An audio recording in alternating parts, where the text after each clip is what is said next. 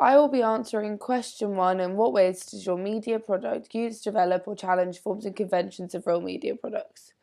The conventions of a short film are normally: 1. There are 2 to 3 main characters, which will make an audience able to connect and allow the audience to relate. For example, in Glance, where there are only 2 characters and you do really get invested, probably because of the kind of warming attribute that the film does have. Our media product, The Box, does have 2 characters, which really shows their relationship. Was it?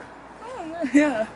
A twist is one of the classic things that can be seen in short films, for example in Black Hole, where I think the ending with it turning to being a comedic twist means that it keeps the film really interesting.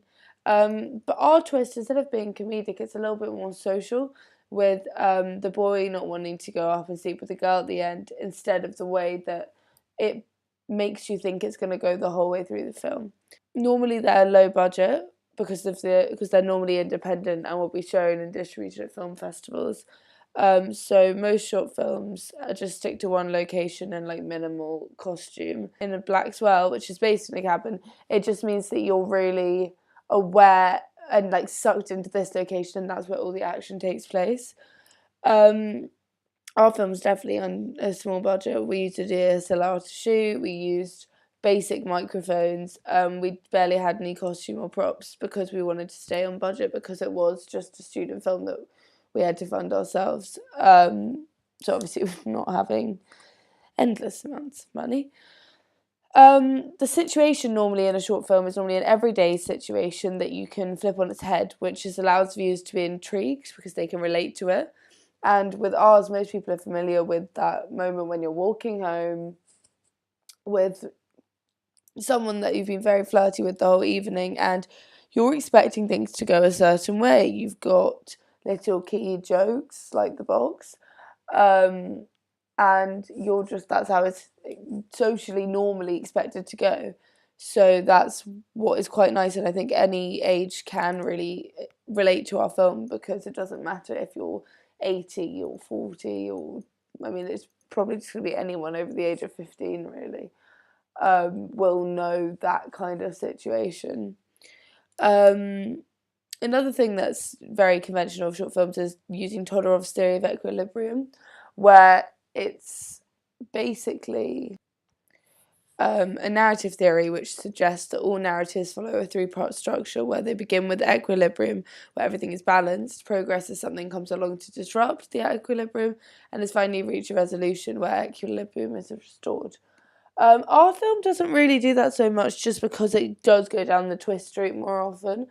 So that's not really something that we focused on. Our film was a comedy romance, and we had to make sure that it was really focused on the narrative to get this through, because of the time we were filming being late at night. I have to make sure that what we did show was very obvious. Typical conventions of romantic comedy genre is normally typically boy meets girl, they like each other, and blah blah blah. Ours does go along the lines of that, but in a more tongue-in-cheek way, but it still follows that convention mostly. I think what was interesting about choosing to do a hybrid genre was that you kind of have a little bit more to go on, and like you have more conventions that can help guide your writing process, developing process, to make your film better.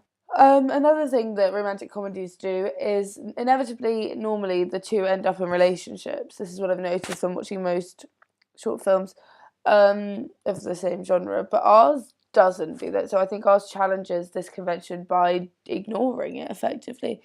It's just we didn't feel necessary, or we just thought it would make it a bit cheesy, and we didn't really want to go down that route. There's often some sexual innuendos involved in romantic comedies, and ours definitely has a lot of that, with the script writing being quite tongue-in-cheek, and again, just something that people would be able to understand and to laugh at, because they've been in that situation, been the person saying these things, like one of those.